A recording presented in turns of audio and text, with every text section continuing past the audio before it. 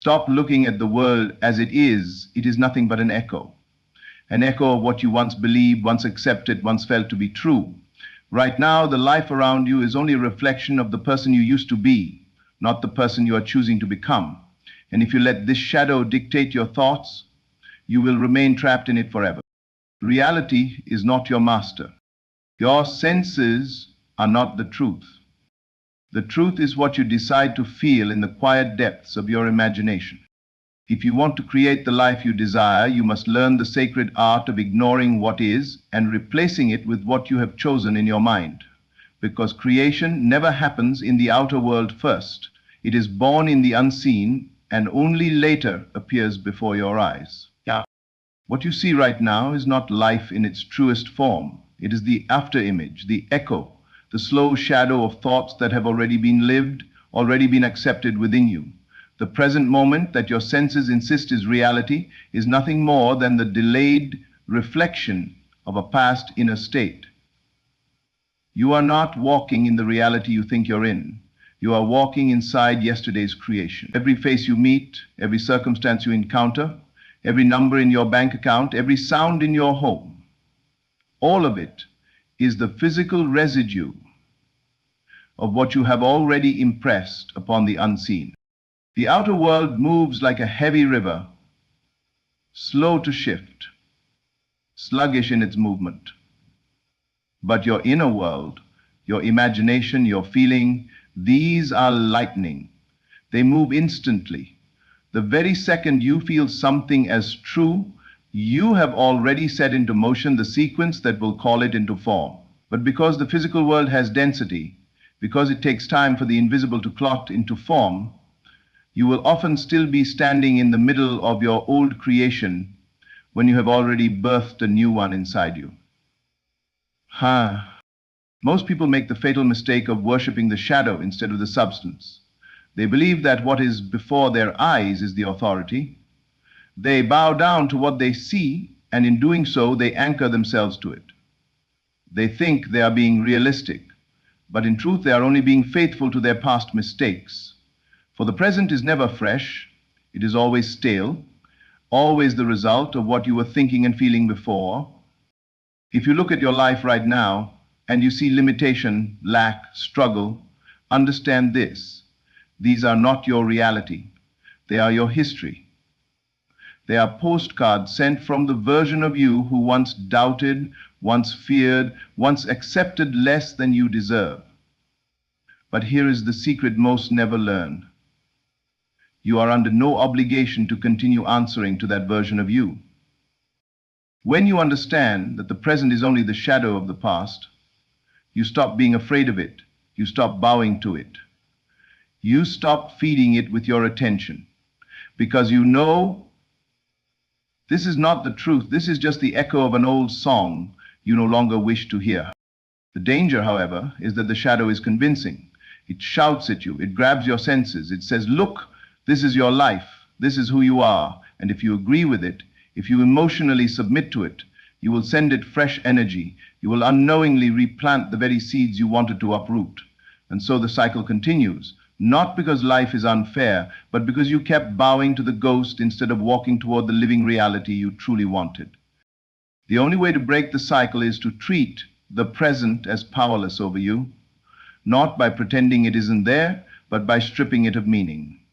You see it, but you refuse to let it dictate your inner state. You look at the balance in your account, but you no longer let it tell you how wealthy you are. You observe the behavior of someone in your life, but you no longer let it tell you how loved you are. You notice the circumstances, but you deny them the right to define you, because you know they are nothing but shadows, and shadows cannot harm you. The mind that is trained in truth looks beyond the surface. It is like a sculptor who sees a block of stone and already knows the figure hidden inside. The casual observer says, but it's just a rock. The sculptor smiles because they already see the finished statue within. That's what it means to live above the shadow. You hold the inner picture so clearly that the outer world has no choice but to conform to it. It is a discipline to look at something unwanted and say, this is just the past arriving late. My real reality is already on its way. It is a discipline to stop reacting to the delay, to stop questioning the process, to stop letting your senses bully you into doubt. The shadow will test you. It will parade every piece of evidence to convince you that nothing is changing, but those who understand will stand still in their inner conviction, knowing the world is only catching up to what they have already decided. And the more you practice this, the more you will see how fragile the present really is. You will watch as the old begins to crumble the moment you stop feeding it. You will see new doors appear where there were only walls. You will find that people, situations, and opportunities begin to rearrange themselves in ways you could never have forced through action alone. And then you will realize the truth. You are not stuck. You were only hypnotized by the shadow. Feeling is the bridge between where you stand now and the life you desire. It is not thought alone that transforms your world, but the emotion that saturates the thought. The rich, living, breathing essence of it that seeps into the deepest layers of your mind. You can think of a thing and remain unchanged. You can affirm a truth and yet feel nothing, and your world will remain the same. But the instant you feel the truth of your desire, the instant you embody its reality within your emotional being, you have already crossed into the new world, even if your senses have not yet caught up. Your imagination is the womb in which all realities are conceived, but feeling is the umbilical cord that feeds the vision until it takes form. Without feeling, your vision remains a faint, unrooted picture, an idle daydream without creative force.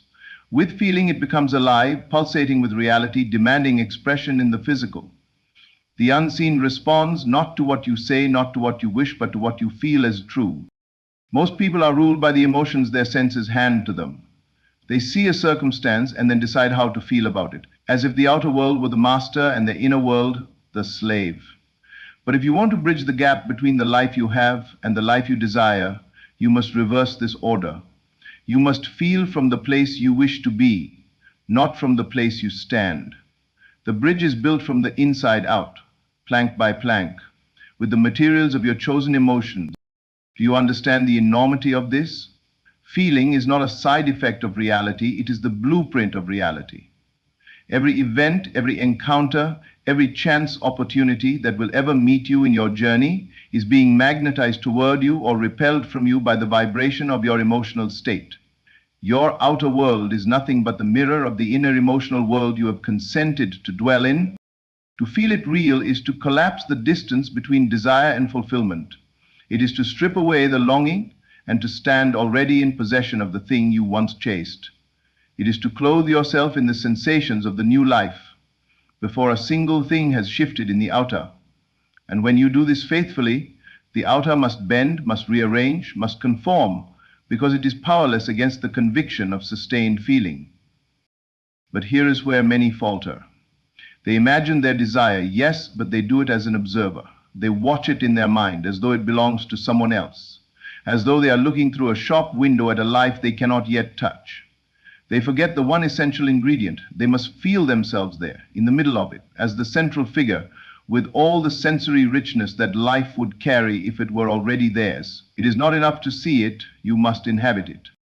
And to inhabit it, you must allow yourself to be emotionally seduced by it. You must let the imagined scene flood your senses until it is no longer imagined, but experienced. Hear the laughter that would fill your home. Feel the weight of the keys in your hand. Smell the ocean from the balcony of the place you now call home. Let the emotions swell as though the miracle has already unfolded. This is not fantasy. This is creation. When you feel it real, you no longer plead with the universe to deliver. You no longer beg for signs. You no longer count the days or measure the progress. Why? Because in feeling you have already arrived. The bridge has already been crossed. The outer manifestation becomes inevitable, not because you have forced it, but because you have embodied it. The law is unbreakable. The inner world commands, the outer obeys. Yet to hold this feeling when the senses scream the opposite, that is the art. The outer will tempt you with its evidence, its delays, its noise. It will whisper that nothing is happening, that you are wasting your time. And in those moments, your work is not to argue, not to wrestle, but to return to the feeling, to let the bridge carry you back into the world you choose. again and again, until it becomes your dwelling place. Feeling does not ask you to know how the new reality will come. It does not demand that you plan the path, force the opportunity, or calculate the steps. The bridge appears the moment you feel, and once you are on it, the path begins to assemble itself beneath your feet. The people, places, and events necessary for its fulfillment are summoned without effort, without strain. What you once thought of as miracles become your normal rhythm of life. This is why you must treat your feeling state as your most guarded treasure. Do not allow it to be dictated by the passing moods of the outer world. Do not surrender it to the weather, to the news, to the behavior of other people. You are the keeper of the bridge, and the bridge exists only as long as you sustain the feeling of the new world. The moment you let your emotions be kidnapped by the old reality, you step backward, returning to the shore you meant to leave behind. If the world around you feels hostile to your desire, all the more reason to lean into the feeling of fulfillment. This is not denial, it is refusal to be hypnotized by the temporary. It is choosing to remain on the bridge even when the fog is thick and the destination is not yet in sight. You trust the structure beneath you, the unshakable truth that feeling creates. The beauty is that the bridge is always available. In an instant, you can close your eyes and step onto it. You can withdraw from the noise and return to the inner scene, letting it wrap around you like a cloak. And as you wear that feeling day after day, the old world will begin to lose its grip. Its colors will fade, its solidity will crumble, and the new world will draw nearer, not because you chased it, but because you became it. Detach from the illusion. This is the command of all creation. Everything your senses scream at you, everything the world insists is real, everything your eyes can touch, all of it is the slow-moving residue of yesterday's consciousness. What you are experiencing in this moment is not the living reality of now. It is the echo of the thoughts you entertained, the feelings you sustained, the assumptions you made in the past. And yet most people kneel before this echo as if it were the living God of truth. They worship the shadow and wonder why it will not bless them. If you want to change your world, you must first learn the sacred rebellion of detachment. The refusal to bow to appearances, the refusal to allow the outer world to dictate the inner state. This is not denial, it is mastery. You are not pretending it doesn't exist. You are stripping it of power. You see it for what it is, an after-image, a fading picture that no longer has authority over your destiny. The illusion has one weapon, your attention. The moment you give it your emotional energy, the moment you react as though it were final, you breathe new life into it. You replant it in the fertile soil of your subconscious, and it grows again before your eyes. This is why problems repeat. This is why patterns persist. Not because the world is cruel, but because you have not yet learned to starve the old creation of your focus. Detachment begins in the mind. It is the silent choice to step back from what is presented to you and ask, is this what I choose to experience? Is this the reality I wish to give life to? And if the answer is no, you let it pass without resistance, without reaction, without the emotional glue that holds it in place. You choose instead to feed the vision that aligns with your desire. The illusion will fight back. It will provoke you. It will send you scenes and conversations designed to drag you into agreement with it. People will speak to you from within the old reality, repeating the beliefs you are trying to abandon. The world will stage evidence in front of you, evidence that says nothing is changing, evidence that mocks your inner work. But this is the test. Will you take the bait? Will you allow the outer to dictate your inner? Or will you stand unshaken in the world you have chosen within? To detach is to walk through the marketplace of reality with a calm, unbothered mind. You see the stalls lined with experiences, some lovely, some ugly, some familiar, some strange. You do not rush to grab what you do not want. You do not fight with the seller. You do not curse the sight of the thing you dislike. You simply pass it by, for you know it has no power over you unless you buy it with your attention. You are not here to argue with shadows. You are here to create the substance from which they are cast. And that substance is your inner state. When you detach from the illusion, you reclaim your energy from the outer world and pour it back into the inner, where all true creation begins. You stop exhausting yourself in the endless war with appearances, and you become the quiet, confident architect of the unseen. The outer world is a mirror. If you stand before it and frown, the reflection frowns back. If you smile, it smiles. But most people make the mistake of waiting for the mirror to change first. They stand there scowling, demanding that it show them a happier face, and they do not understand why the image never shifts. Detachment is the moment you realize you cannot manipulate the reflection. You must change the face you are presenting to it. And here is the great paradox. The less you react to the old illusion, the faster it dissolves. It cannot survive without your emotional investment. Every reaction is fuel, every argument is nourishment, every moment you spend replaying the unwanted scene in your mind is another moment you spend engraving it into your reality. But when you turn away, when you withdraw your energy completely, it withers, it crumbles. And in its place, the new vision has space to emerge. Detachment is not coldness, it is not indifference to life. It is supreme loyalty to the life you choose over the life that is being presented. It is the refusal to let your imagination be kidnapped by circumstances. It is the art of being so rooted in your chosen reality that nothing in the outer world can seduce you away from it. This is why so few achieve lasting transformation. They have not yet mastered this art. They may imagine their desire, they may affirm it, they may even feel it for a moment, but then the illusion of the old reality flashes before them and they rush to believe in it again. They walk halfway across the bridge, then turn back because they see the shore they left behind. And so they remain, caught between two worlds, never fully arriving in either. The mastery of detachment is the mastery of creation. It is the moment you realize you can live in the middle of chaos and remain untouched because your inner eye is fixed on the vision. You can walk through the desert with the feeling of the oasis. You can stand in the storm and feel the calm of the still waters. You can see the bank account and know it is a liar. You can hear the doctor's words and know they are not the final authority. The illusion is only as strong as your belief in it. Once you know this, it loses its grip. Once you feel this, it becomes nothing more than passing scenery on the way to where you are going. You do not cling to it, you do not curse it, you simply let it pass, knowing that the reality you choose has already been claimed, already been built in the invisible, already been summoned by your feeling. And then one day, without struggle, without strain, without the exhausting fight, the world around you shifts. The people speak to you differently, the opportunities appear. The problem that seemed immovable simply fades away, and you realize it was never the illusion that had to change, it was you.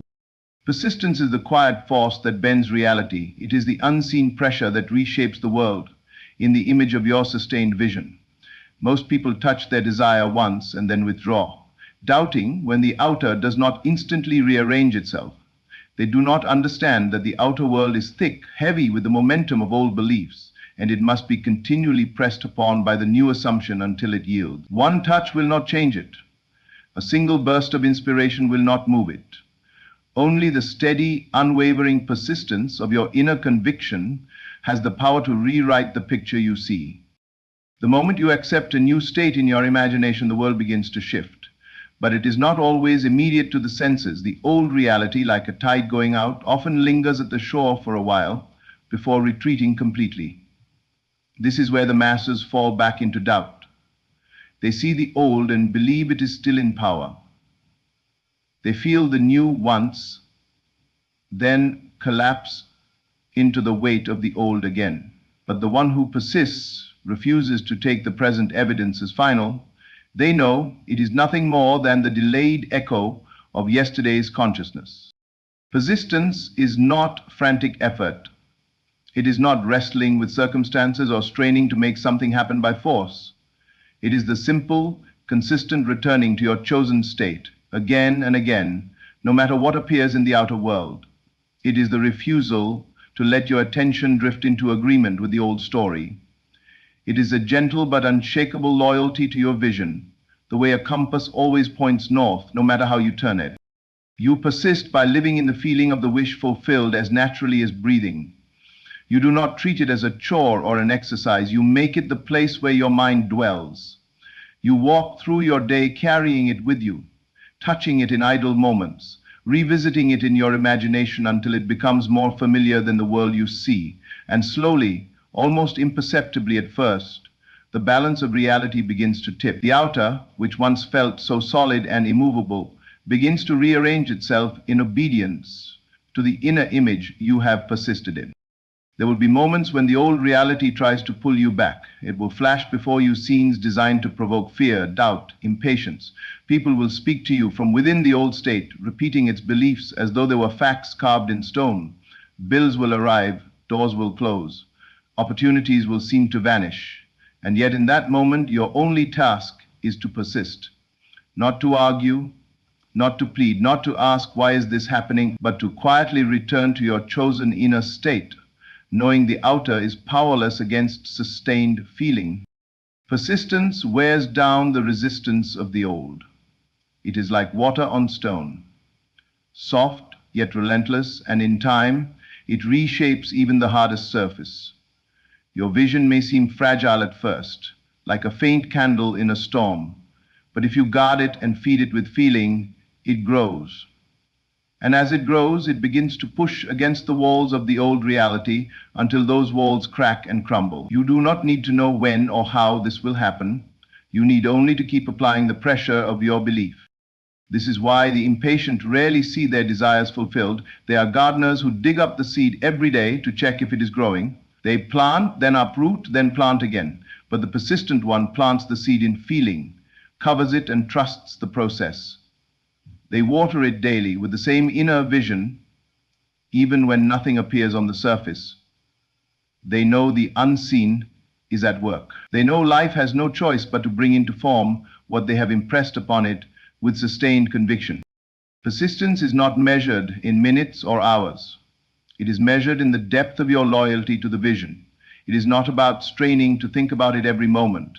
It is about never abandoning it when the world tempts you to. It is about living from the end, not just visiting it occasionally. And when you persist long enough, there comes a point where the balance tips. The new state becomes more real to you than the old ever was. You walk through the same streets, meet the same people, but inside you are already in the new world. And from that point on, the shift is inevitable. The outer will bend, it must, because reality is not separate from you. It is the reflection of your sustained inner state. And the longer you remain faithful to that state, the more completely the mirror must change to match it. Creation happens now. Not tomorrow, not when the circumstances improve, not when the right person comes, not when the money arrives, not when the conditions finally align. Creation is not waiting for a perfect moment. It is the perfect moment. It is not a future event. It is a present act. The only moment you will ever have is now, and this moment is where every reality you could ever desire is conceived. Most people live as if life is on delay. They tell themselves they will feel successful when the business grows. They will feel loved when the relationship appears. They will feel secure when the bank account is full. They postpone the very state that would have created those conditions. And so, they remain in the endless loop of waiting. They're reaching for the horizon, never realizing the horizon is an illusion. You can walk for 1,000 years and never touch it because it moves with you. The future they wait for will never arrive because they refuse to create it now. Now is not just a point on a clock. It is the only place where power exists. The past is gone, the future is unborn, but now is alive, breathing, and ready to be shaped. The state you choose now is the seed of your tomorrow. Every time you dwell in a thought, every time you feel a thing as true, you are planting that seed in the fertile soil of the present. The harvest will come, but the planting is always now. When you decide to feel the wish fulfilled, you are not faking it, you are creating it. The mind that understands this stops postponing joy, stops delaying peace, stops waiting for permission to feel the fullness of life. You don't need to see the evidence to begin living in the reality you choose. The evidence will follow. The bridge between the invisible and the visible is crossed in this instant. not at some vague point in the future. This is why hesitation is so costly. The moment you hesitate, the moment you decide to wait and see, you hand your power back to the old reality. You let the shadow dictate your state. You tell life, I will only create when I see proof, not realizing that proof itself is the offspring of creation. If you want the world to show you something new, you must feel something new now. Creation does not happen by hoping or wishing, it happens by assuming. It happens when you take the end result into yourself as a living, breathing fact and carry it as naturally as you carry your own name. You don't wait to be called before you know who you are. You already know. In the same way, you must know your desire is yours now. The second you assume it, you shift into the reality where it is true, and life begins arranging itself to reflect that truth. The outer world is a mirror, but it is a slow mirror. What you see today is not the result of what you are feeling now, it is the result of what you felt and believed before. This is why you cannot judge the success of your creation by today's evidence, today's old news. If you look at it and take it as your truth, you are simply planting it again. The work is always to hold your inner state steady now, regardless of the lag in the outer reflection. Creation happens now because consciousness is timeless. In the dimension of the unseen, there is no waiting, no gap between imagining and existing. The instant you see it within and feel it as real, it is done. It is only in this dense physical dimension that time seems to stretch between the seed and the harvest. But do not be fooled by the delay. The creation is complete the moment you claim it. Time is simply the servant that delivers it to your door. When you understand that creation happens now, urgency vanishes. You no longer scramble, chase, or plead for results. You walk as one who already has, already is, already lives in the state desired. You begin to carry yourself differently. You speak differently. You think differently. And these shifts are not forced. They are the natural byproduct of living in the end now. The danger is in letting the mind drift into someday thinking. Someday I'll feel secure. Someday I'll be free. Someday I'll live the life I want. This thinking is poison. It keeps your desire permanently in the future, and the future never arrives. Every someday is really never, because you can only ever act and feel in the now. You will never feel anything in the future. You will only ever feel it now. So feel it now. There is no power in the memory of a feeling, and there is no power in the hope of a feeling. Power exists only in the present experience of it. When you take the feeling of the wish fulfilled into yourself now, you align with it instantly. This alignment is not about forcing the outer to match. It is about becoming the outer match internally, so the reflection must change. The world you see today is not your prison, it is your past. It is the photograph of the state you once occupied. The only reason it continues is because you keep renewing it by feeling it again. But the instant you drop it and step into the feeling of the new, the renewal stops. The old begins to dissolve, the new begins to take shape. And it all starts not next week, not when conditions change, but now. When you grasp this, you realize you have never been waiting on life. Life has been waiting on you, waiting for you to stop postponing your power, waiting for you to stop outsourcing your feeling to circumstances, waiting for you to take the reins and create deliberately in this moment. You are not a victim of time, you are the master of now. And now is the master of all time. The inner conversation is the unseen architect of your life. Long before any event takes shape in your outer world, it is first constructed in the quiet chambers of your mind. Every thought you dwell upon, every silent sentence you rehearse is not a harmless echo. It is a seed alive with creative power. Whether you realize it or not, you are constantly talking to yourself. This conversation never ceases. Even in moments of stillness, your mind is alive with dialogue, comments, arguments, and affirmations. And it is here, in this unseen exchange, that the foundation of your reality is laid. Most people underestimate the force of these internal words because they mistake them for fleeting mental noise. But nothing in consciousness is without consequence. The very words you speak within yourself are recorded in the deep subconscious, and the subconscious accepts them as truth without question. It then works tirelessly day and night to arrange the outer world so that it mirrors these inner statements. The life you are living right now is not an accident. It is the result of conversations you have been having with yourself for years, perhaps without awareness. If you constantly tell yourself that you are not enough, that things never work out for you, that money is hard to come by, that love is elusive, you are imprinting these declarations into the very fabric of your being. And because the outer world is only a reflection of the inner, you will meet again and again the evidence of those private words. This is why some people seem to live in cycles they cannot escape. Different faces, different places, yet the same disappointments repeating. The cause is not the people or events themselves, but the unwavering script playing in the mind. But the miracle is that this process works in the opposite direction as well.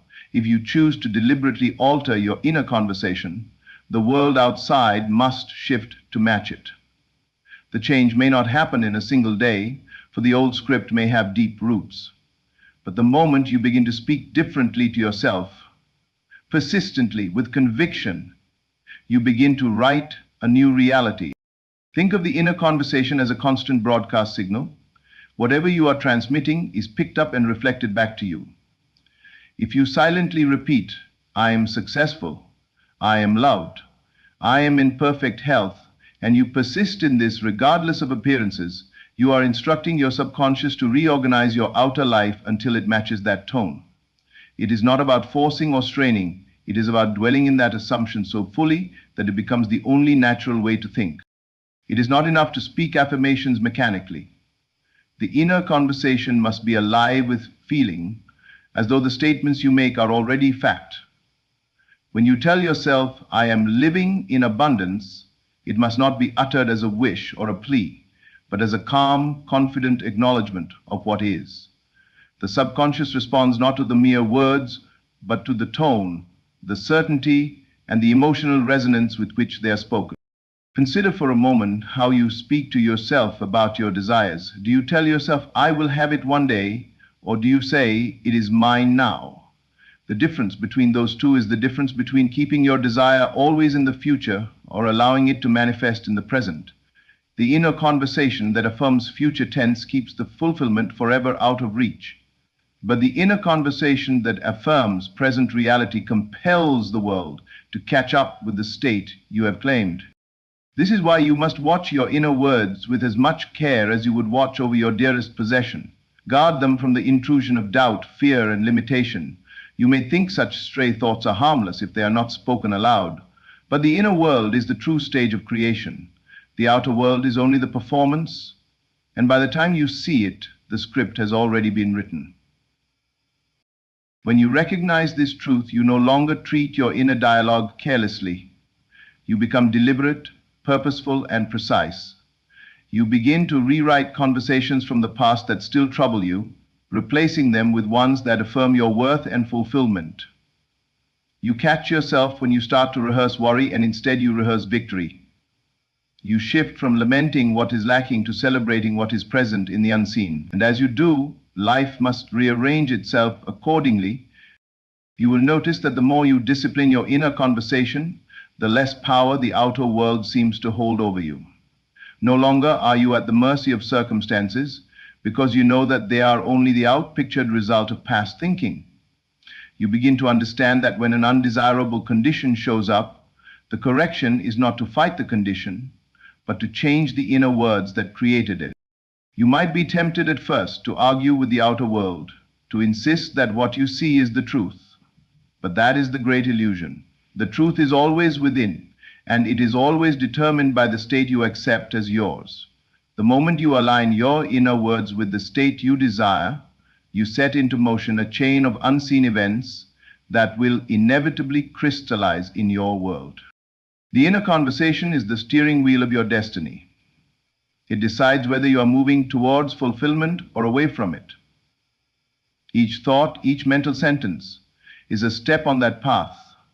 And when you persist in speaking from the place of already having or already being or already knowing, you collapse the distance between desire and fulfillment.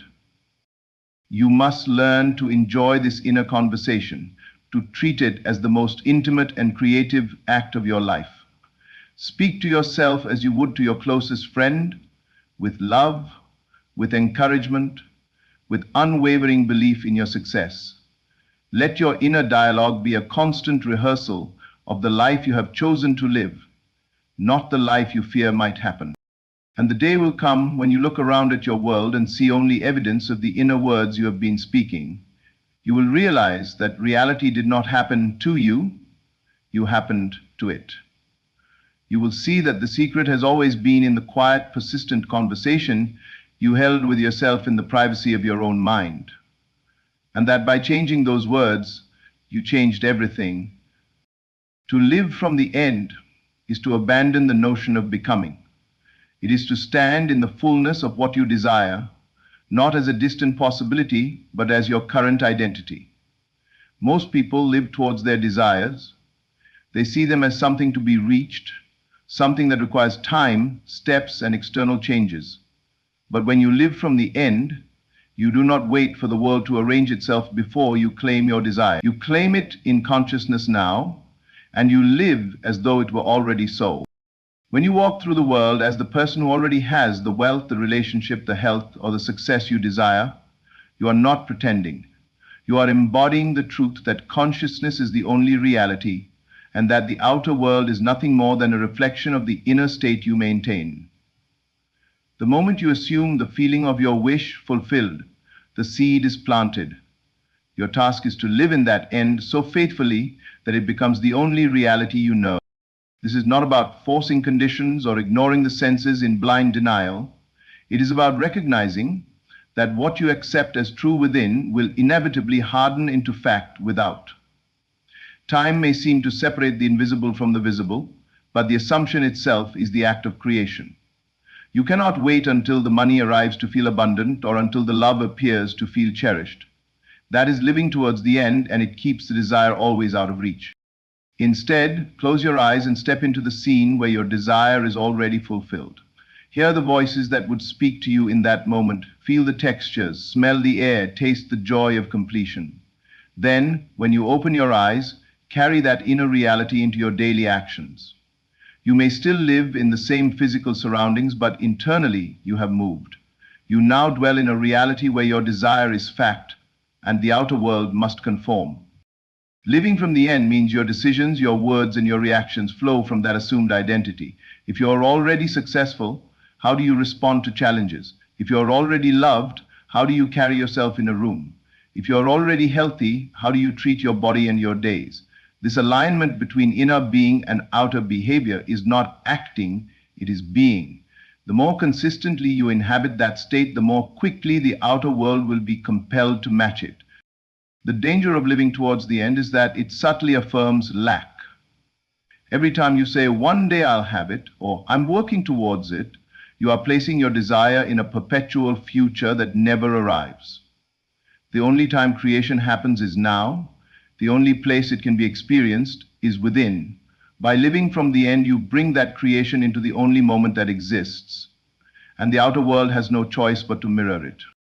Do not wait for evidence before you believe. Evidence comes because you have believed. The state you occupy now is the cause. The world you see later is the effect. Living from the end is not wishful thinking. It is the recognition that you and your desire are already one in consciousness. And consciousness is the only cause. There is a truth buried deep within you, deeper than memory, deeper than thought. It is the truth of who you really are, not the name you were given, not the body you wear, not the circumstances that dance before your senses like shadows on a wall. Who you are is the one who observes, who imagines, who creates. The outer world is not the source of your life, it is the reflection. The cause of all that you witness is not out there in the motion of things, it is in the stillness of you. But until you learn how to ignore what is seen, you cannot create what is unseen. Until you understand how to close your eyes to appearances and open them to assumption, you will be at the mercy of a world that was born of yesterday's thoughts. Reality, as you call it, is nothing more than the echo of belief. It is the mirror of your inner conversations. The very facts you swear by are merely effects trailing behind a long-forgotten state of consciousness that you once occupied, perhaps without knowing it. The world does not speak first, it listens, and it echoes. Every single thing you experience is your own voice thrown back at you, shaped into people, events, and conditions. But the one mistake most make is this: they continue to respond to the echo instead of changing the voice. To create a new life, you must do something radical. You must refuse to give authority to what your senses report. You must rise above the evidence and speak a new word in silence. You must ignore the facts, not out of delusion, but out of deep knowing. Knowing that what is real is what is felt.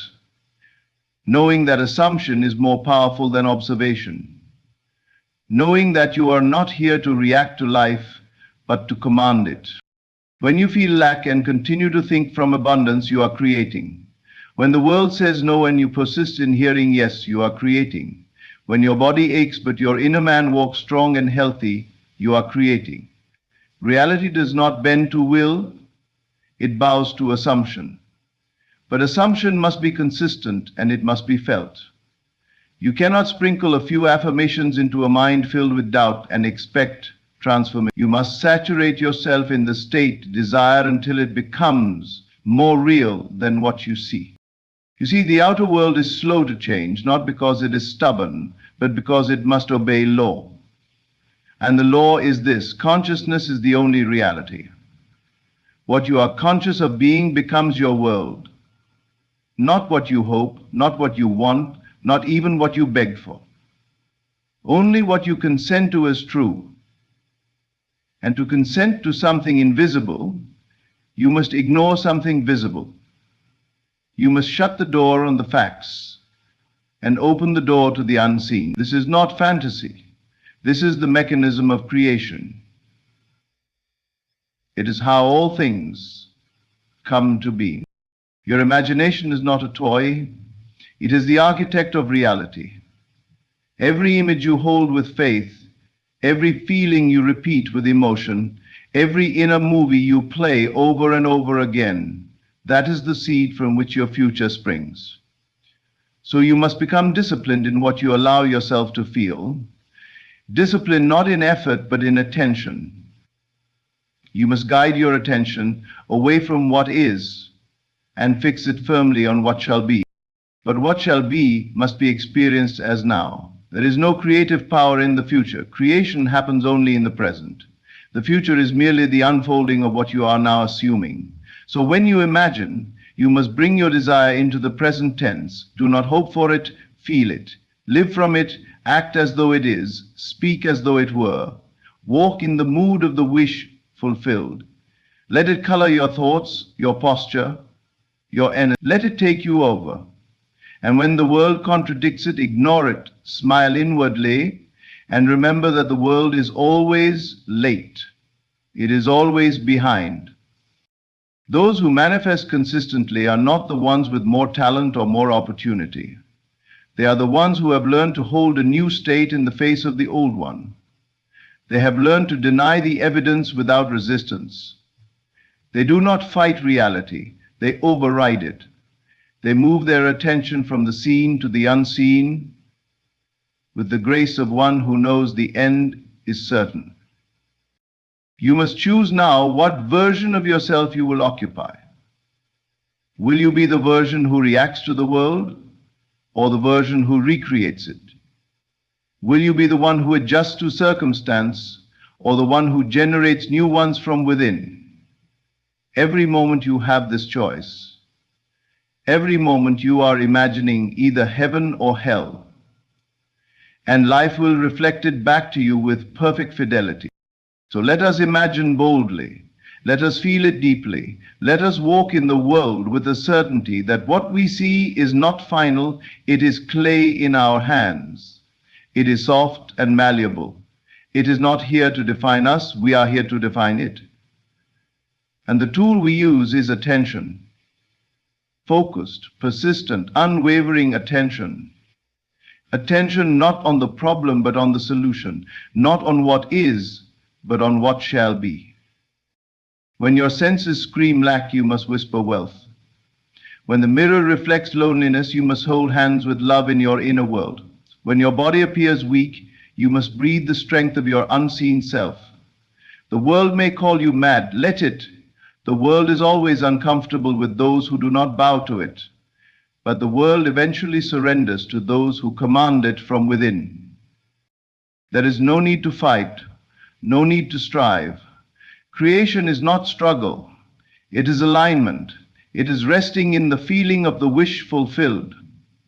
It is ignoring the noise long enough for the silence to shape new form. And this silence is not empty. It is filled with potential. It is pregnant with all you can imagine. The question is, what will you fill it with? Stop consulting reality as if it were the judge. It is not the authority, it is the student. It listens to you, it waits for your mood, your tone, your belief. It molds itself to the pattern you impress upon it with your feeling. So if you do not like what you see, do not curse it. Change the pattern, change the state, change the inner conversation. You have been given the most divine of gifts, the ability to choose your state. And the state you dwell in is the key to everything. You cannot create love from the state of lack. You cannot summon success from the state of fear. You cannot bring joy from the state of frustration. You must go first. You must assume the feeling before the evidence. You must walk into the room of your mind and redecorate it with the colors of the future. Let your mind become your sanctuary. Let it become your workshop. Let it become your temple. In the silence you will find power. In the imagination you will find freedom. And in the assumption you will find creation. But you must persist. The world will test you not because it is cruel, but because it is loyal. It is loyal to your previous beliefs. It will continue to echo the old story until you stop telling it. So stop. Stop repeating what you do not want. Stop affirming what you hate. Stop describing yourself in terms that no longer serve you. Begin now to speak the new story. Begin now to occupy the new state. Begin now to feel as though it were already done. Do not ask how. The how is not your business. The how belongs to the intelligence that shapes stars and flowers and oceans. Your only task is to assume the end and rest. Trust the bridge will appear. Trust the path will form. Trust that unseen hands are rearranging the visible for your good. You are not here to survive reality. You are here to bend it. You are not here to obey facts. You are here to dissolve them with feeling. You are not here to observe. You are here to imagine, to create, to embody. And so, from the moment you dare to feel differently, life begins to organize itself around that new feeling. Even if nothing changes immediately, even if the evidence seems stagnant, something has already shifted. Because once you change your state, you are no longer the same being. You are occupying a different layer of consciousness, a new timeline, a revised blueprint of self. You have moved out of alignment with the old pattern and into harmony with a new design. And that design is not out there, it is within you. It is the shape of your assumption, the texture of your faith, the vibration of your imagination. The world cannot resist this shift forever. It must conform. It has no will of its own. It simply reflects like a mirror. And a mirror never argues, it does not reason, it does not protest. It only shows what is placed before it. So when you look into the mirror of life and it shows you lack or loneliness or limitation, do not curse the mirror. Place something new in front of it. Feel something new within. Assume something new. And watch as surely as night follows day, the reflection must change. Ignore reality not with arrogance, but with authority. Not from blindness, but from vision. There is a vast difference between escaping and transcending. You are not ignoring reality to escape responsibility. You are ignoring it to assume the responsibility of a creator. You are not bypassing the world. You are reshaping it at the level where all things are born. And how do you know when you've truly changed your state? The answer is simple. You no longer care whether the outer world reflects it or not, because the inner conviction becomes so rich, so full, so alive, that it no longer needs validation. You feel it so deeply that the absence of physical proof no longer disturbs you. In fact, it amuses you. You smile at the delay because you know it is not denial. It is only the law moving pieces into place. And you stand firm, in silence, in faith, in the knowing that what you have assumed must appear. Creation is not performance. It is surrender. Surrender to the feeling, surrender to the image, surrender to the new version of self, as if you had always been that way. This is the art of pretending until it becomes reality, not childish pretending, but divine play. The child pretends for fun, the awakened pretend with purpose, and the one who can pretend the longest without breaking the spell becomes the author of reality. This is why so many struggle. They break the spell too soon. They peek out of the dream and call it foolish. They plant seeds and dig them up with doubt. They imagine, but only when it's easy.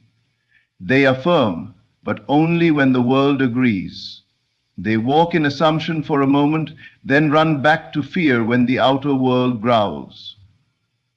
And so the mirror reflects both: confusion, contradiction, chaos. You must be bold enough to hold the new state without apology, to carry it within like a secret flame, warming every part of you, guiding your steps, informing your choices. Let the world say what it will. Let the facts insist. Let the evidence scream. You are not listening anymore.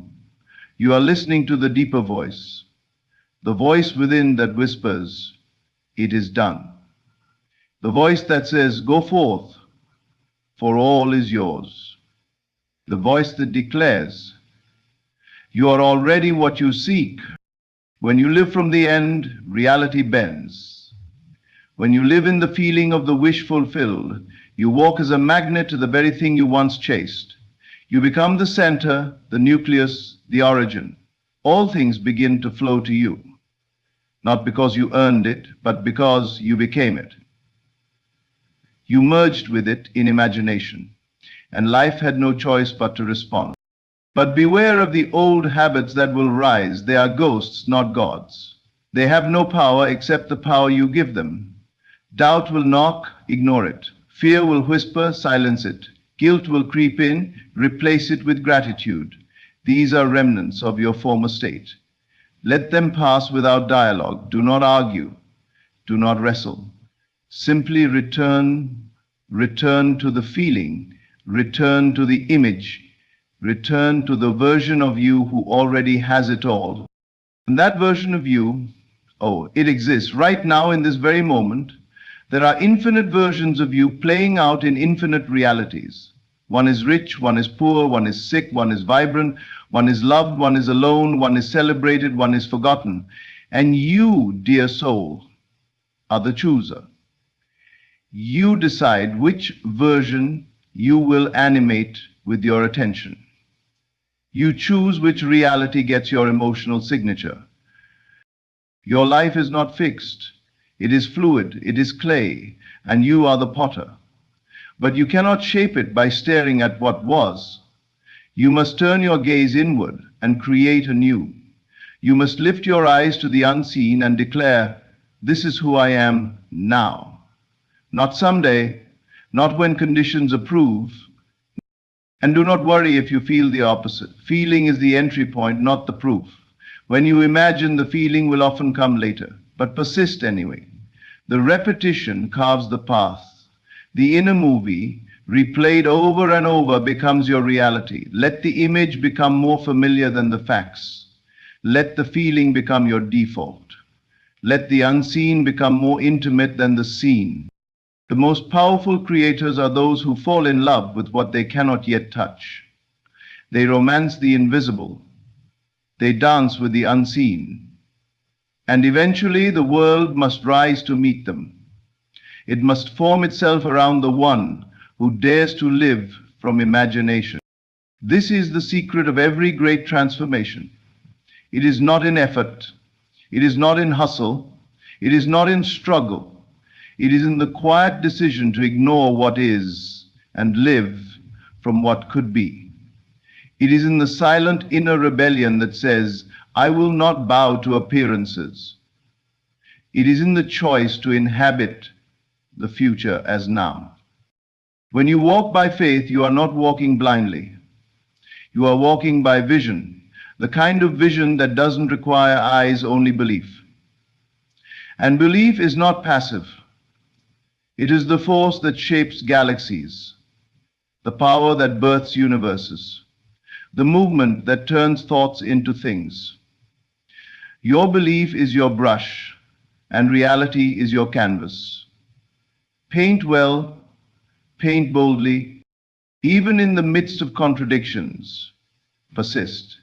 Even when the mirror refuses to change, persist. Even when the world throws its facts like stones, persist. Because the moment you persist, beyond doubt, beyond fear, beyond logic, that is the moment reality bends. That is the moment the world opens.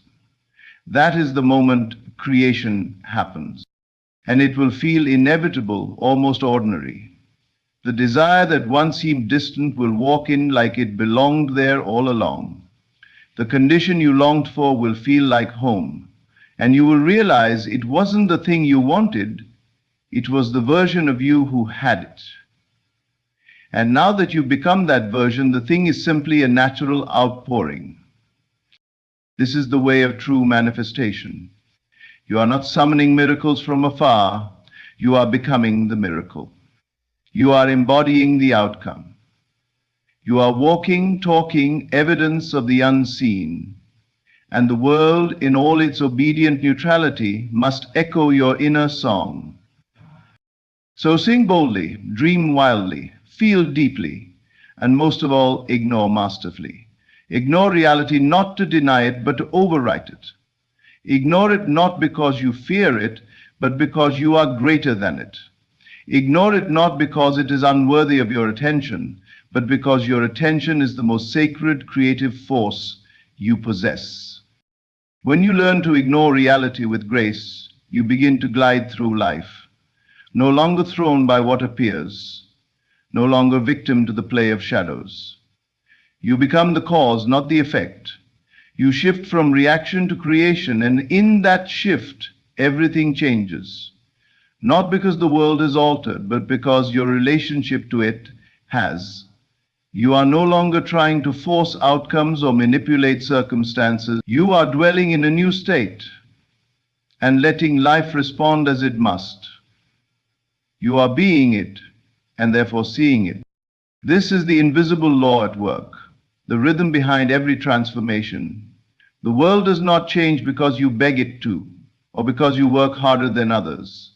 It changes because you have dared to live from the new story.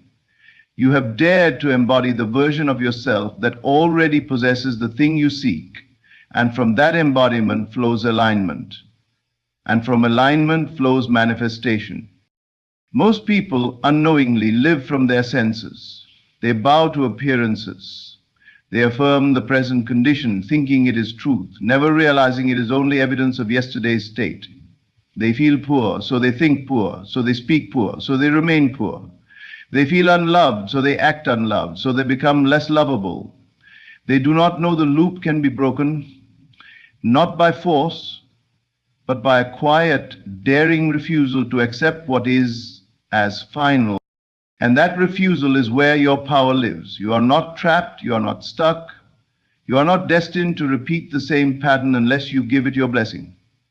You can revoke the old assumption at any time. You can withdraw your consent from the unwanted. You can unchoose the past and reselect the present. This is not delusion, this is dominion. This is sovereignty. This is what it means to walk as a creator in a world that worships circumstance. It may feel strange at first, unnatural even, to smile when the bank account is empty, to breathe deeply when the diagnosis arrives, to walk in love when they don't text back. But that is the test of faith, not the absence of storms, but the calm in the midst of them.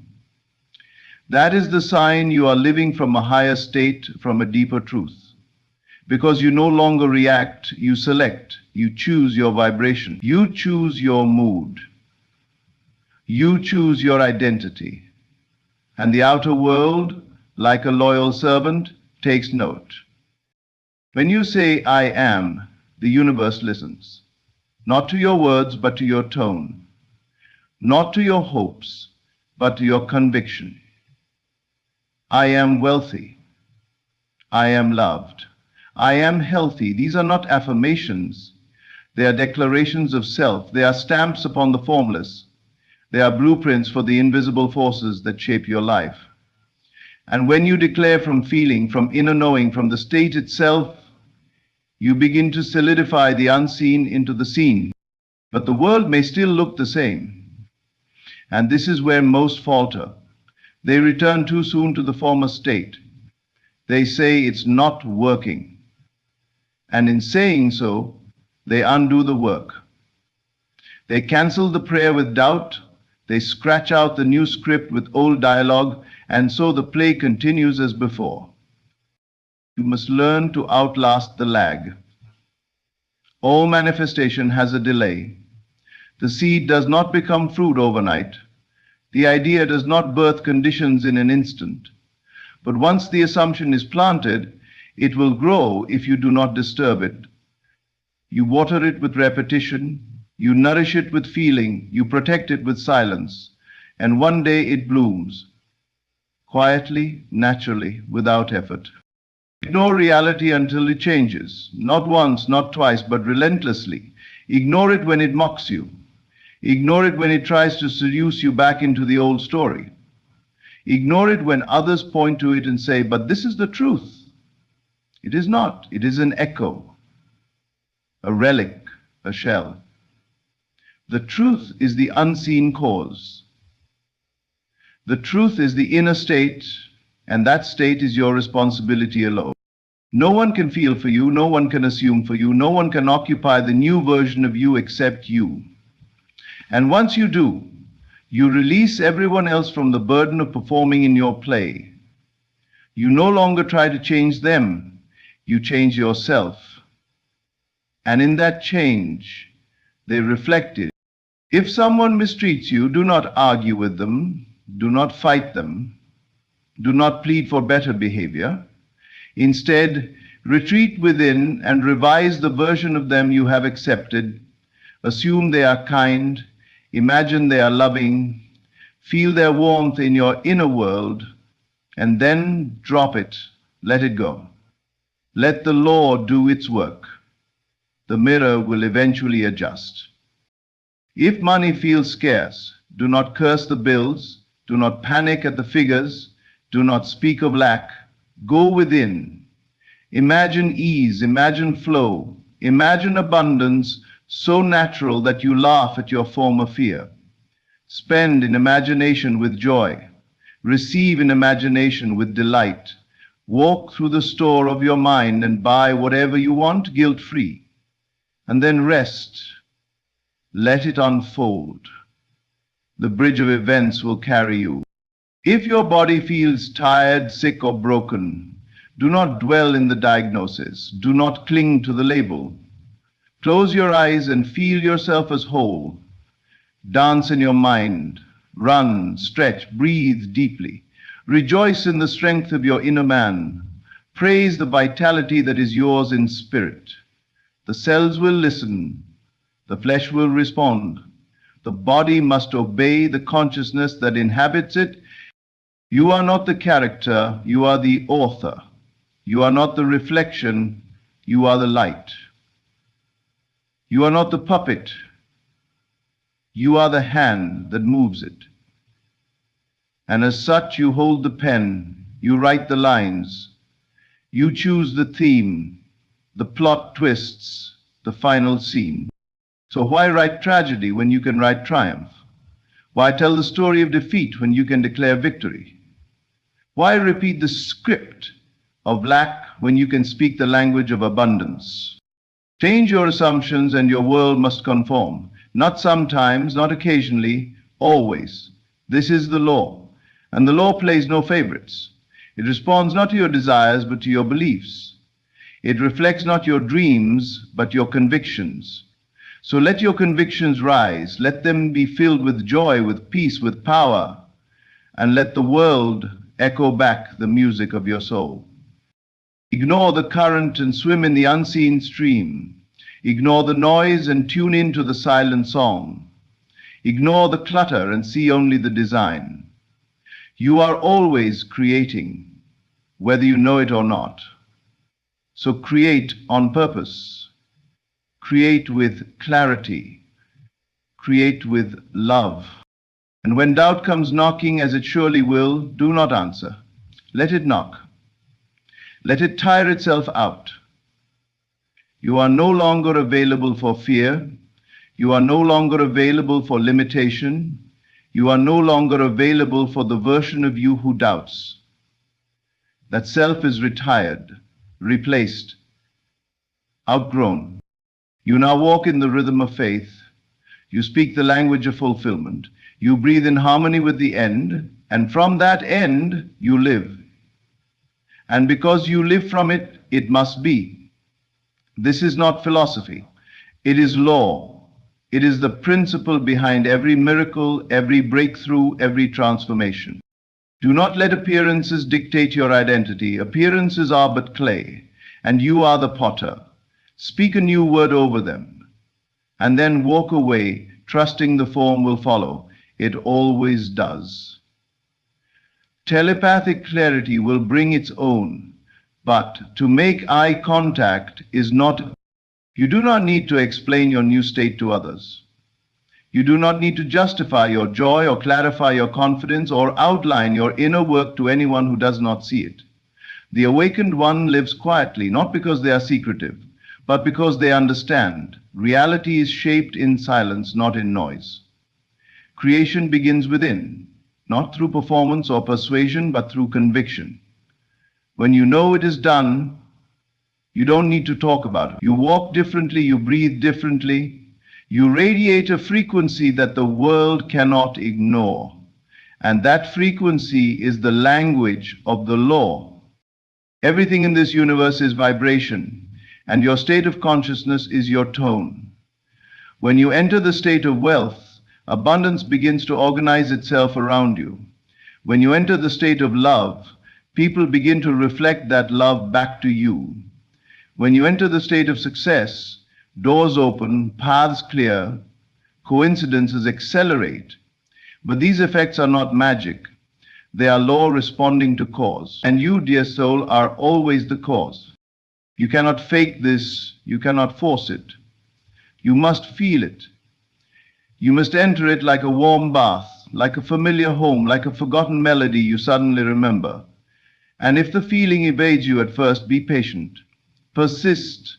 Immerse yourself in the new scene again and again until it becomes second nature.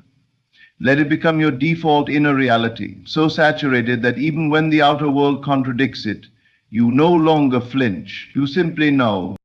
And what you know in your depths, the world must eventually reflect. This is the great secret hidden in plain sight. The outer always obeys the inner. Always. But the inner must be pure. It must be undivided. You cannot serve two states. You cannot desire one thing and consistently think from another. You cannot affirm abundance while fearing bills. You cannot imagine love while assuming rejection. You must choose one and live there. And when you do, the evidence will follow like a shadow. But do not chase the shadow. Do not chase the results. Let them come. Let them bloom in their time. Obsess not over appearances, but over inner dominion. The one who can control his own assumptions controls the universe. For all things spring forth from assumption. not action, not effort, but assumption. Action, when it comes, will flow from inspiration, not fear. Effort, when it arises, will be effortless, guided by inner certainty. You will be moved to act, but not as a beggar, rather as a master. Your steps will be ordered by your state, and your state will go before you to prepare the way. Opportunities, people, resources, all will appear drawn by the magnet of your inner conviction. Ignore what you see what you imagine, hear what you assume, touch what you feel within. This is the true sense, the inner sense that guides creation. The physical senses are beautiful servants, but terrible masters. They will always show you the past, never the future. They will confirm your previous state, not your present assumption. So when you walk by the inner sense, you step into divine territory. You walk by vision, not by sight, by inner hearing, not outer noise, by intuitive knowing, not empirical proof. And this is not denial, this is mastery. Denial resists what is. Mastery transcends it. Denial pushes against reality. Mastery rises above it and replaces it from within. You are not here to struggle with the visible. You are here to install a new vibration, a new image, a new self, until the visible bows to the invisible, and it will. All things in your world are temporary manifestations of sustained assumptions. Change the assumption and you change the condition, but do not wait to feel differently. Choose to feel differently now. Do not wait for the world to shift. Shift within. Do not wait for the person to change. Revise your inner story of them. Hold them in the light of your new belief. And if you truly persist, they will change, or they will leave your experience. But the new state will be honored. It always is. This is why you must become fierce with your focus. Guard your imagination as sacred ground. Do not allow idle thoughts to roam unchecked. Do not let your mind rehearse lack or replay failure or imagine worst-case scenarios. What you repeatedly feel, you will eventually live. And you are always rehearsing something. You are always preparing the stage of tomorrow with the thoughts of today. So choose your rehearsals wisely. Imagine not as escape, but as design. Imagine not as fantasy, but as blueprint. Imagine not to entertain yourself, but to remake yourself. Because every scene you dwell in becomes a seed, and seeds do not stay buried. They grow. They crack through the crust of appearances and bloom into reality, whether you want them to or not, whether you intended them or not. So intend, be deliberate, be precise, be clear, and most of all, be consistent. It is not enough to imagine once and hope. You must return to the scene again and again until it is etched into your subconscious like a memory. You must feel it until it becomes more real than the world around you. And when it does, the world will shift to match it.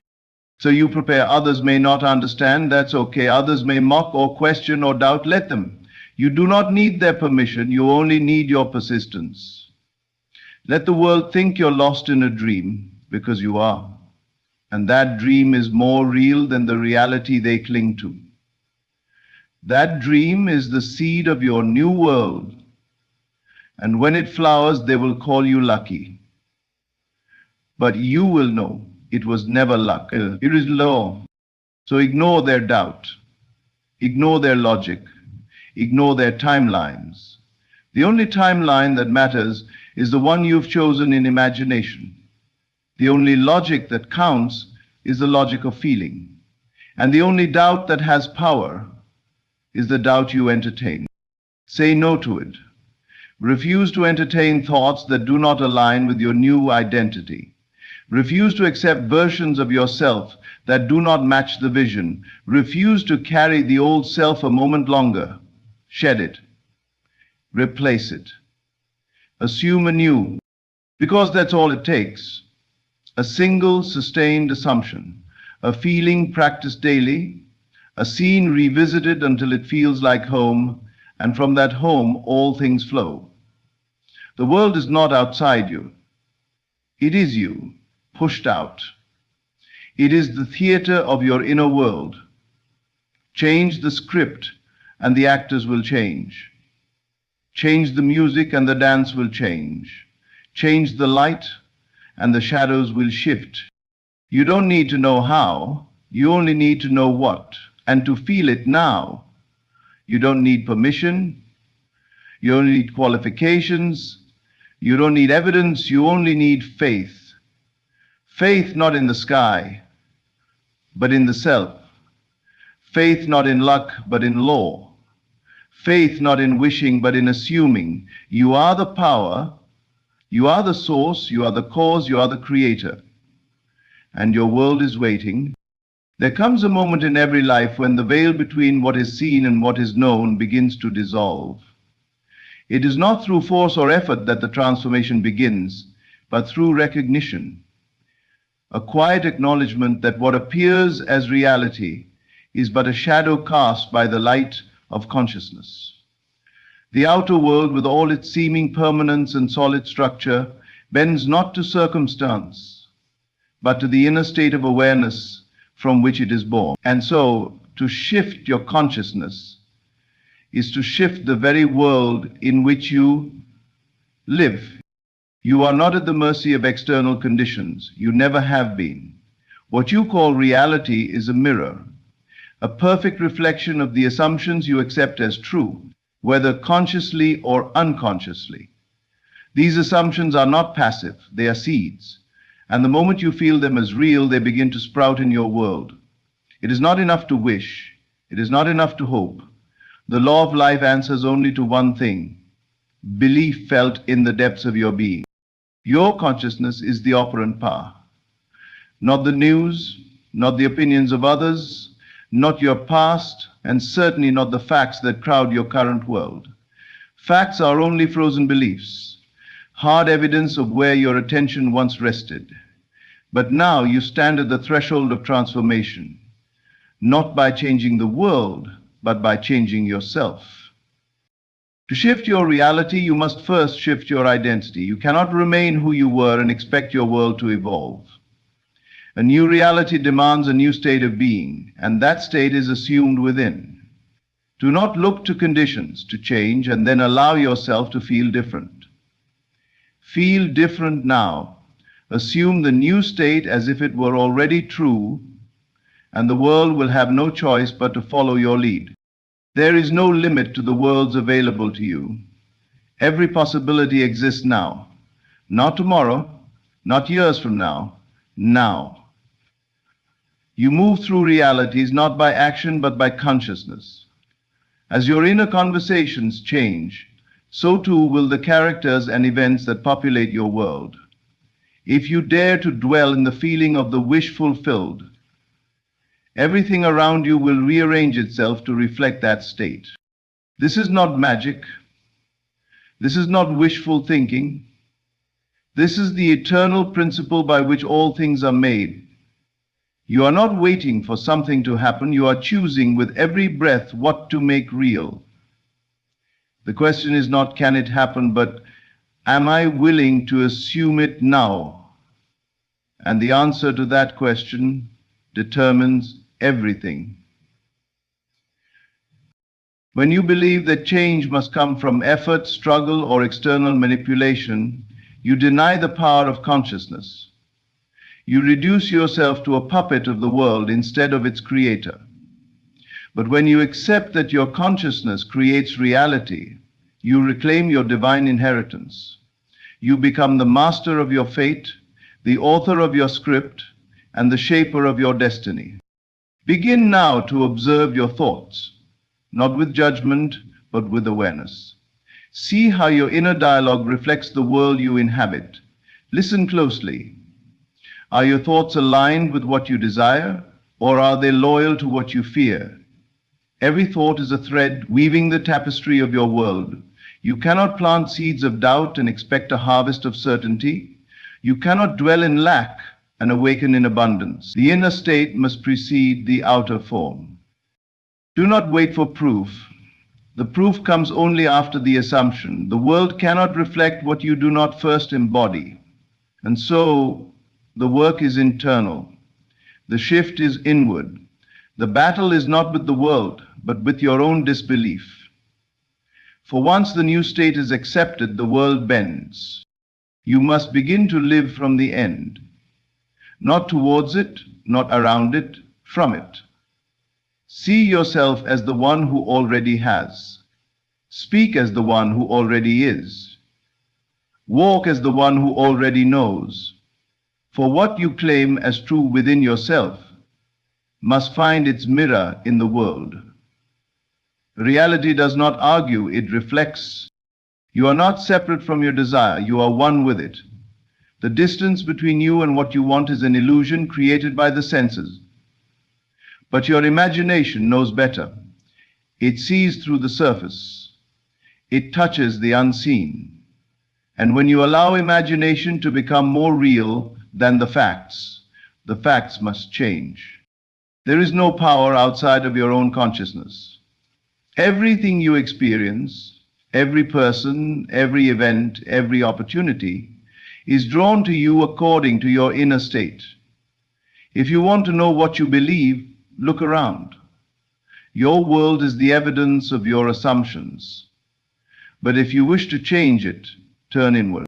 Close your eyes and feel what it would be like if your desire were already fulfilled, not as a game, not as a trick, but as a deep surrender to the truth that you are the operant power.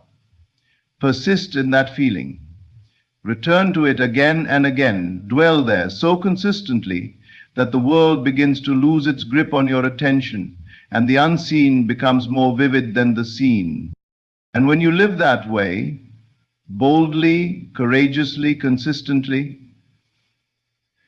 the shift becomes inevitable. There is no more waiting, there is only choosing. Do not confuse imagination with fantasy. One creates, the other distracts. Imagination, when used with conviction, becomes the womb of creation. When you imagine boldly, with feeling, you impress the subconscious mind, and it begins to move heaven and earth to make your inner reality out of fact. And though you may not see the bridge at first, it will appear. Events will unfold, people will come, ideas will strike, doors will open, but none of it begins until you make the shift within. The world is not fixed, it is fluid, molded moment by your consciousness. You are not born into a set destiny. You are born into infinite potential. And the direction you take is determined by the state you occupy. You have occupied states of lack, fear, limitation, and doubt. And your world has reflected them perfectly. But now you are called to occupy new states: abundance, joy, confidence, love, wholeness, and allow the mirror of reality to respond. Nothing is outside of your reach. Nothing is too big, too far, or too impossible. The only barrier is belief. But belief can be changed. And when belief changes, the entire universe reconfigures itself to match it. You are not trying to force the world to change. You are allowing it to respond to your shift in being. Feel the truth of this. Let it settle in your bones. The change you seek does not live in the world. It lives in your assumption of self. It lives in the feeling you return to in silence, in solitude, in stillness. That feeling, that awareness, is the architect of your world. So practice dwelling in the feeling of the wish fulfilled. Return to it often. Let it become your home. And as you do, the old world will begin to dissolve, not with chaos, but with grace. The new world will emerge, not with struggle, but with alignment. You will begin to notice small signs, conversations, synchronicities, subtle shifts that confirm the change. And as you persist, the signs will grow louder, more frequent, more undeniable, until one day you will wake up and realize the change has already happened, that you are already living in the reality you once imagined, and all of it began with a shift in consciousness. This is not a one-time act. It is a way of being, a way of moving through life, with eyes that see beyond the veil, with a heart that knows its power, with a mind that refuses to settle for what is, and dares to claim what can be. You are not here to chase reality, you are here to create it, to rise above appearances, to move into a new state and let the world respond. It always responds, without exception, without delay, without confusion. The only question is, what are you assuming now? Every moment is a fork in the road.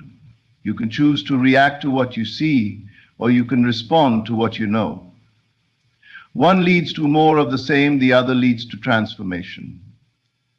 The shift is subtle but profound. It is not loud, it is not dramatic, it is often silent. A new feeling, a new assumption, a new identity, and with it a new world. You may ask, but what if I don't feel it yet? What if doubt creeps in? Then return again, return to the state until it becomes natural. You are not pretending, you are planting, and seeds take time to grow. The feeling may begin as faint, as delicate as a whisper, but with persistence it becomes your truth. You will wear it like a second skin, and the world will conform, not because you forced it to, but because it had no choice. Reality cannot resist the command of consciousness. It is molded by it, shaped by it, constructed and deconstructed by it. You are the sculptor, not the sculpture. The world is not doing anything to you. It is responding to you. It is echoing your innermost convictions. So make bold assumptions, not timid ones. Don't say, maybe it could happen. Say, it already has. Don't ask, what if I fail? Declare, this is who I am now. Speak with finality. Walk with conviction. Think from the outcome, not toward it. When your inner world becomes rooted in the assumption of already having, you release the energy of chasing. You stop yearning and start knowing. And this knowing shifts everything. People feel it. Circumstances bend around it. Opportunities rush to meet it. You are not trying to become. You are remembering who you are. The one who imagines is not separate from the one who experiences. They are the same being. The act of imagining is the act of creation. All manifestation is simply consciousness made visible.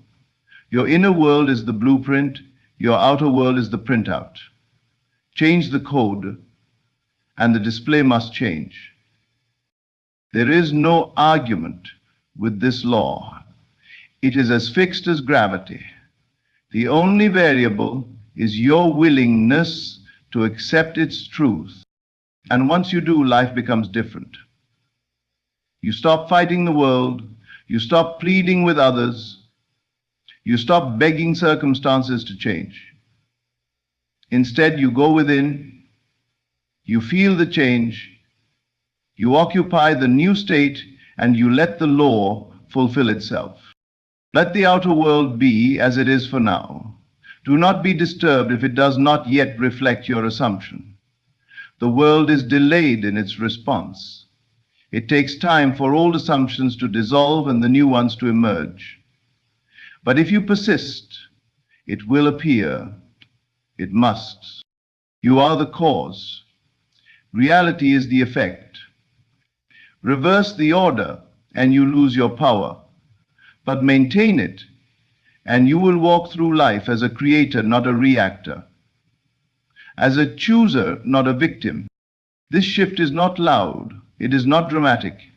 It often happens in the quietest moments. In the stillness of early morning, in the silence before sleep, in the pause between breaths, a flicker of awareness, a feeling of certainty, a glimpse of the truth, and that is enough to begin the cascade of change. No matter what your past looks like, no matter what your present contains, the future is unwritten, and it is shaped not by time, but by state. You are always in a state. The question is, which one are you choosing now? Are you in the state of I don't have, or the state of I already am, the state of I am searching, or the state of I am found? Each state carries its own conditions. Each one comes with its own world. When you enter a new state, everything changes. The people you meet, the opportunities you attract, the way life responds. So if you do not like the world you are in, change the state you are in. Withdraw your attention from the undesired, not by resisting it, not by hating it, but by ignoring it.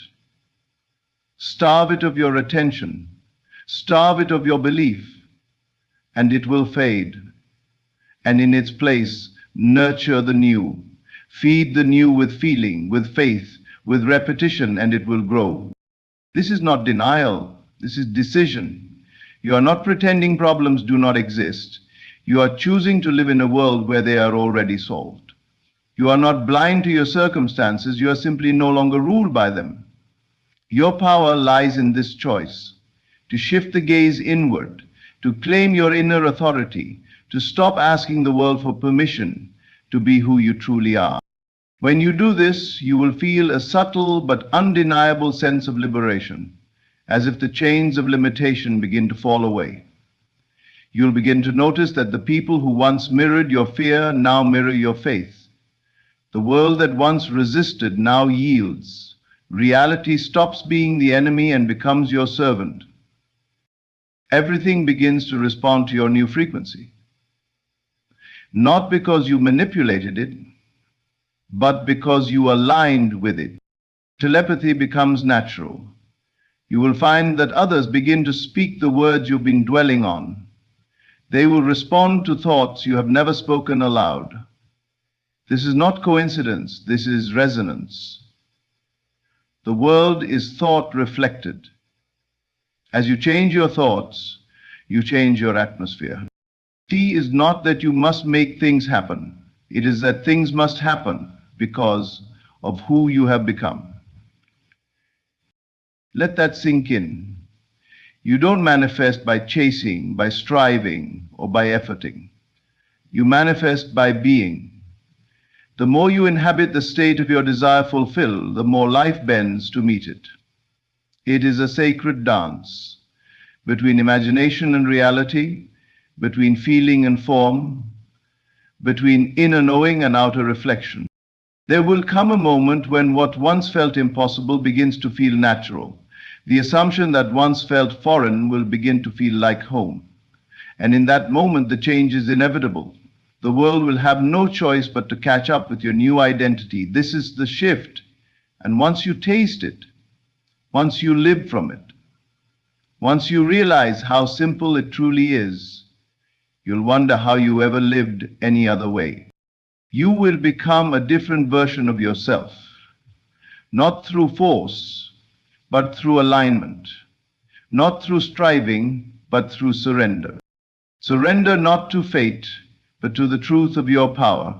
For when you shift within, you shift without, and the world cannot help but obey.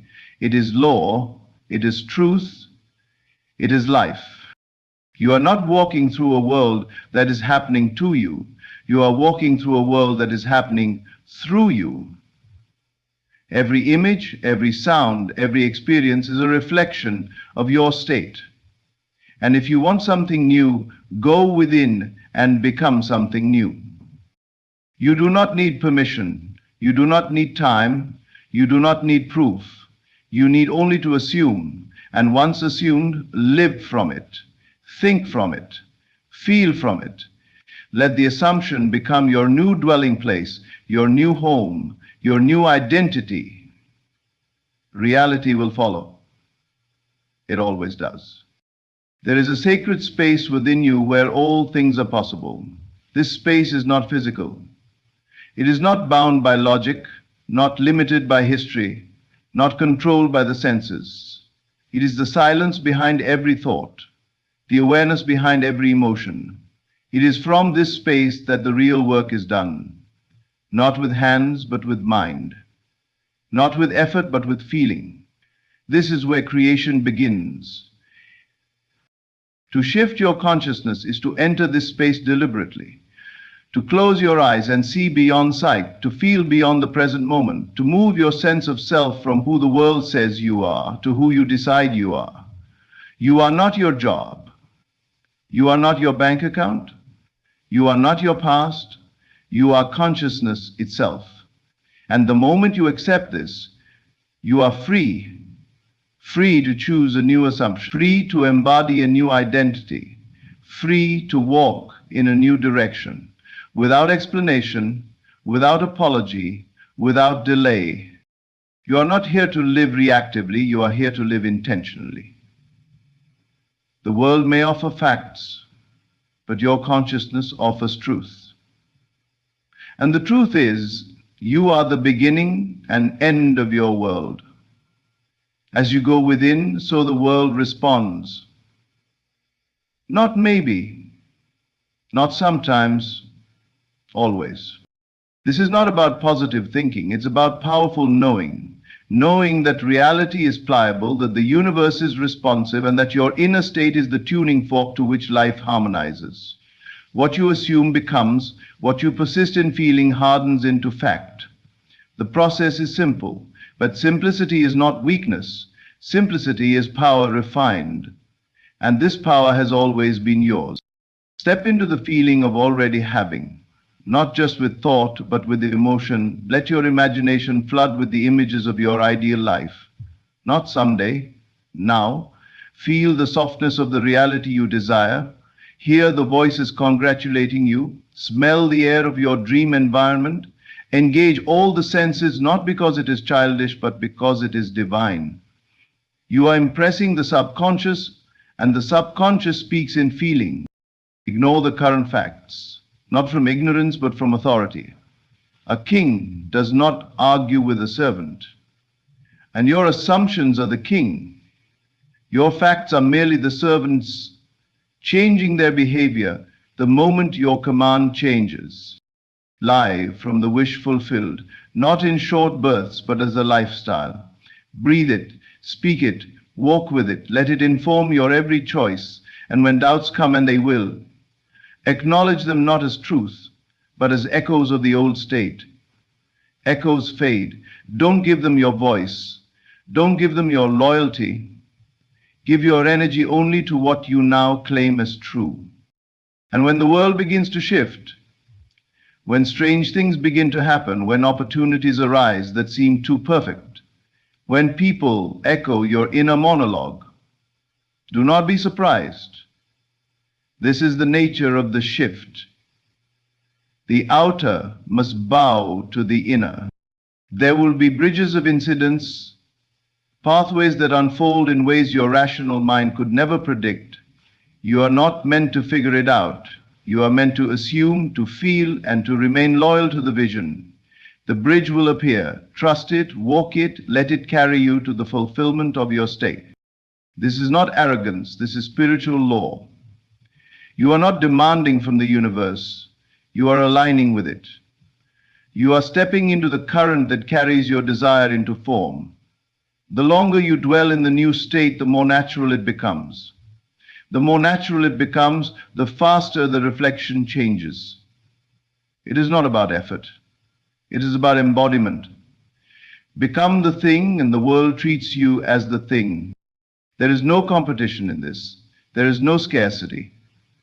The state you assume creates its own supply. It draws unto itself all that is needed for its full expression. You do not have to figure out how. You only have to trust the now. This shift in consciousness is not temporary. It is not something you do once and forget. It is a continual choosing. Every day, every moment, you are either returning to the old or remaining in the new. Be watchful, be gentle, be relentless. The world will test your loyalty, not to punish, but to purify. And as you pass the tests, by remaining faithful to the new assumption, you will rise. A new world begins to emerge, not slowly, but suddenly. And you will recognize it not by the obvious signs, but by the inner calm, the knowing, the soft confidence that what you have claimed is already yours. You are not manifesting for the sake of gain. You are manifesting because it is your nature to create.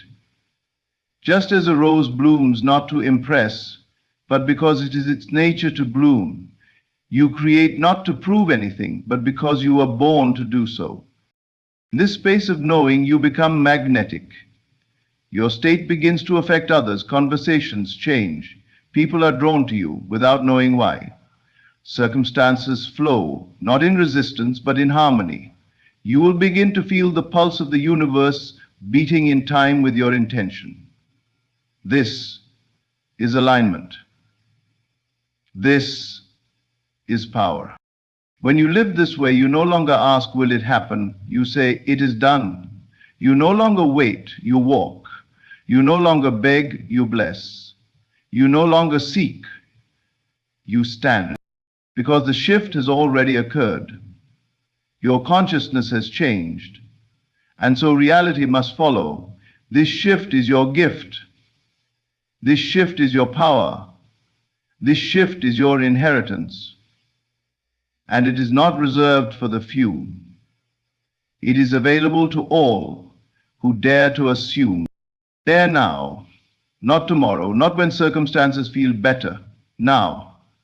In the middle of the current facts, in the face of contradiction, assume the new state with boldness, with certainty, with joy. Feel what it would feel like to already be the one you desire to be, and do not leave that feeling. Marry it. Let it become your home. Let it become your truth. The world will catch up. It always does. You are not here to suffer. You are here to awaken, to remember, to rise, to create. Everything begins with a shift in consciousness. Everything changes with a shift in awareness. And the one who dares to shift inward first sees the outward shift in return. So claim it now. Step into the state boldly. Let the world do what it will. You remain faithful. You remain unwavering. You remain grounded in the unseen. Because what is unseen today will be undeniable tomorrow. And it all began within you. You are the seed of the universe planted in the field of time, and every assumption you hold is like a code written into the fabric of space itself. That is why life responds not to your words alone, but to your conviction. It mirrors not the surface declarations, but the secret tones of your being. When you speak from fear, it echoes with resistance. When you move in faith, it opens in harmony.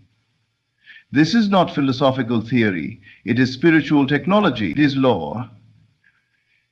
It is the law behind all laws. So stop waiting for signs.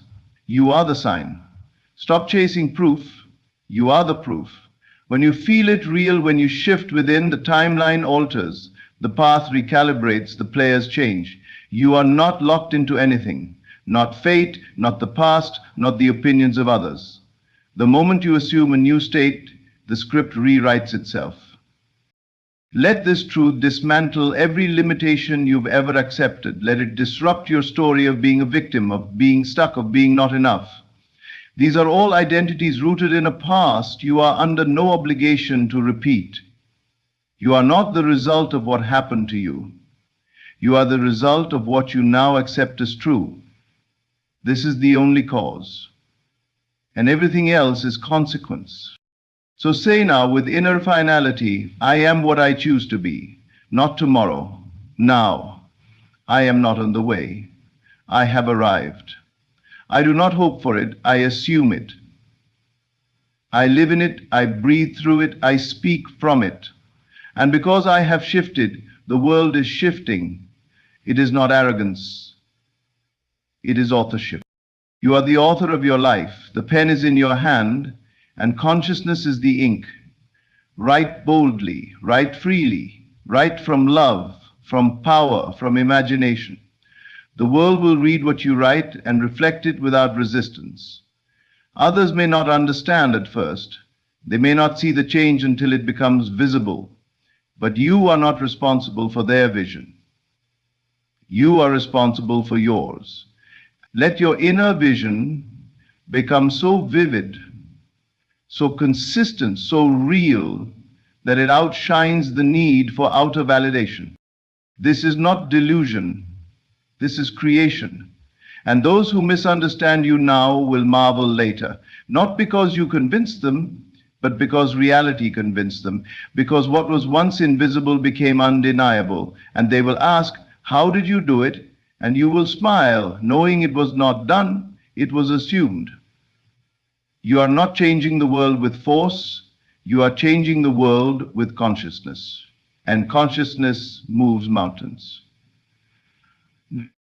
The more you return to the state, the more natural it becomes. And what is natural becomes normal. And what is normal becomes law in your life. This is why the practice is not mechanical. It is devotional. You are returning home, returning to the truth of your being. You are not becoming, you are remembering. There is no one outside of you causing your delay. There is no one keeping you small.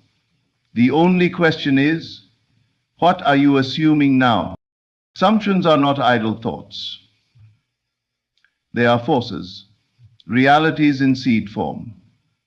And every reality that exists outside of you is waiting to be claimed within.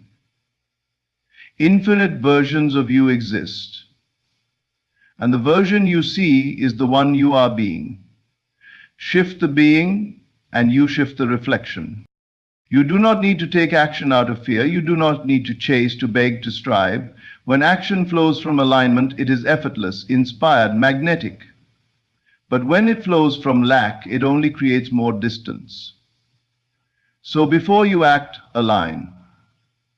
Before you speak, assume. Before you move, feel. Make your inner world the center of your attention, and the outer world will rotate around it. There is no other way, no other source, no other truth.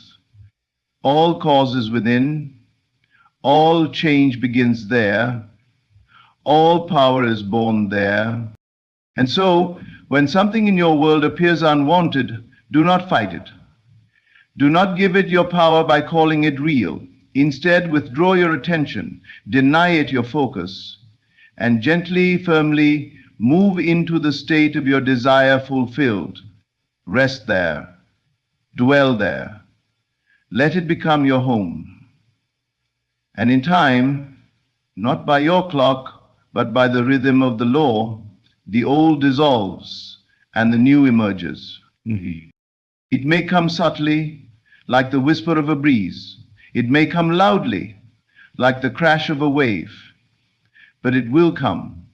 And when it does, you will know that the real work was done long before it arrived. The real work is always inward, and the results are always outward. You must persist, not because the law is slow, but because your belief must be made solid. The longer you remain faithful, the faster the shift. It is not about desperation, it is about devotion. Be devoted to the vision. Be loyal to the unseen. Let your inner conversations reflect your desired end. Speak as the one who already has. Think as the one who already is. Move as the one who already knows. Reality will follow. And in this devotion, you will begin to feel a stillness, a peace, a confidence that defies logic. You will walk through life not as one hoping for change, but as one who commands it, silently, powerfully, lovingly. Because when you shift in consciousness, the world bends. This is not theory. This is the experience of all who dare to claim it. And when you persist long enough, the world that once ignored your desires begins to echo them back to you. Random messages, perfect timing, unexplainable turns, doors opening, answers appearing, and still you say nothing because you already knew. You knew when you shifted, you knew when you claimed, you knew when you decided that who you are is more powerful than what you see. And now the evidence simply follows. That is the way of power. Quiet, certain, unshakable. You become a living example of what it means to create from within. You walk as the fulfilled. You speak with the weight of conviction. You radiate a frequency so clear that others feel it before they understand it. And they will be drawn, not to you, but to the truth within you. Because truth is magnetic. Consciousness is magnetic. You are not changing the world for validation. You are changing it because it is your right, your gift, your responsibility. And when others see the transformation, they too will begin to ask different questions. Not can I have this, but who must I be now to live in that reality? Peace, you are secure in life and death. You will. And then the ripple begins, because your shift becomes their inspiration. Your assumption becomes their permission. And the consciousness of the whole rises. This is how the world changes. Not through force, through assumption, through demonstration, through inner revolution. And you are the start of it.